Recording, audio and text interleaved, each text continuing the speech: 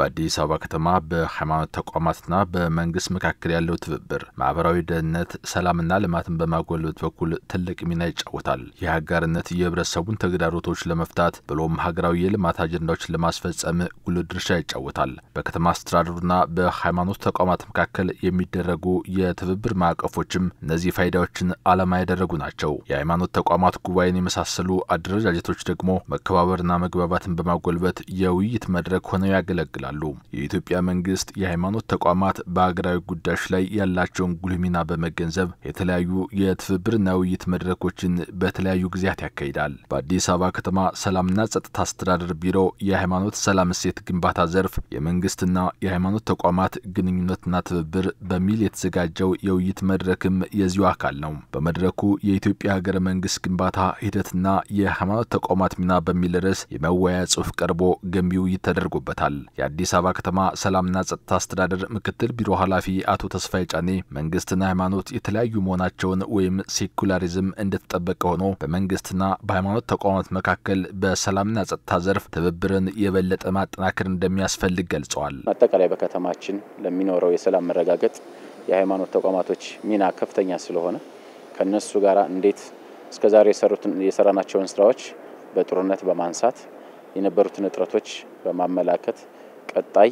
ከዚህ የበለጠ አብረን የምንሰራባቸው ስራዎች እንዲኖሩ ነው የዛሬው መድረክ የተፈጠረው።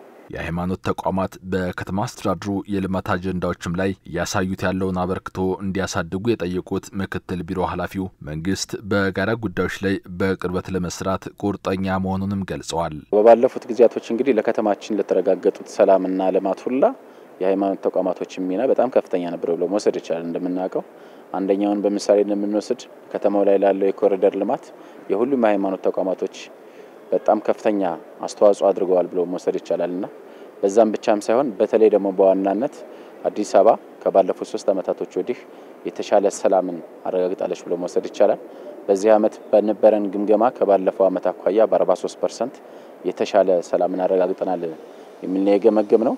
በዚህ ውስጥ ግን የህዝባችን ተሳትፎ ከመቼውም ጊዜ በላይ እያደገ መምጣቱ ጋር ተያይዞ የመጡ ውጤቶች ናቸው። ህዝባችን ደግሞ በአንድም በሌላም መንገድ እምነት ያለው ስለሆነ በዛ ውስጥ የነበራቸው አስተዋጽኦ ከፍተኛ ከመሆኑ ጋር ተያይዞ የመጡ ውጤቶች ናቸውና እነዚህን የበለጠ አጠናክረን እንቀጥላለን።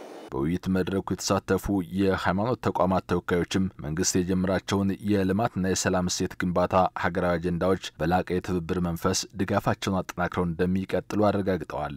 በአሁኑ ወቅት መንግስት እየሰራ ያለው ልማት በሁሉም ህብረተሰብ ዘንድ ተቀባይነት እያገኘ ጥሩ የሆነ የልማት እንቅስቃሴዎች እየታዩ አገሪቷ እየጸዳች እየለማች መሆኗን በግልጽ የሚታይ ነገር ነው። በአይን ታይቶ በህሊና መመስከር ከአንድ ሃይማኖት አባት የሚጠበቅ ነው።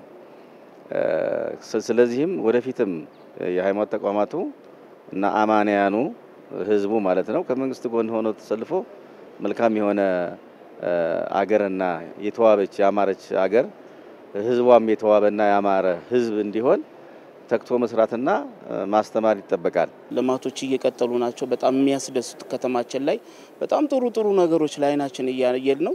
እንደዚሁም ደግሞ በህዝቡ ላይ ያለው ለውጥ የሚመጣው ይሄ ሰላም ተጠብቆ ይሄ የመጣውን ሰላም የመጣውን ልማት አስቀጥሎ መሄድ የሚቻለው ሁሉም ሰው ለዚህ ድርሻውን መወጣት ሲችል ነው። የሰላም አባቶች በእንዲህ አይነት መድረክ ላይ ተፈልገን ተገይተን ከመንግስት ጋር ምንድነው የሚኖረው ነገር ተብሎ እንድንመከር እድል አግኝተናል። ስለዚህ እኛ ስለ ሰላም እናስተምራለን፣ እንጸልያለን። የእግዚአብሔር ቃል ሊሰራ የማይወድ አይብላ ይላል። ሁሉ ጊዜ ይሄን እናስተምራለን። መስራት አለብን፣ በስራ ትጉ መሆን አለብን፣ ቀዳሚ መሆን አለብን ብለን እናስተምራለን። ደግሞም በተግባርም ለመታየት ጥረት እናደርጋለን ማለት ነው። ከመንግስት ጋር የሚያገናኘው ምንድነው? ሰላምና ልማት ነው። በልማቱ ላይ ሁሉም እያንዳንዱ ግለሰብ እያንዳንዱ ተቋማት ላይ ለምን አገር ስትለወጥ ነው እኛም የምንለወጠውና እያንዳንዳችን በዚህ በሚደረጉ ልማቶች ላይ የሚያስፈልገውን ነገር ሁሉ ድጋፍ ለማድረግ በእኛ በኩል ዝግጁ ነን።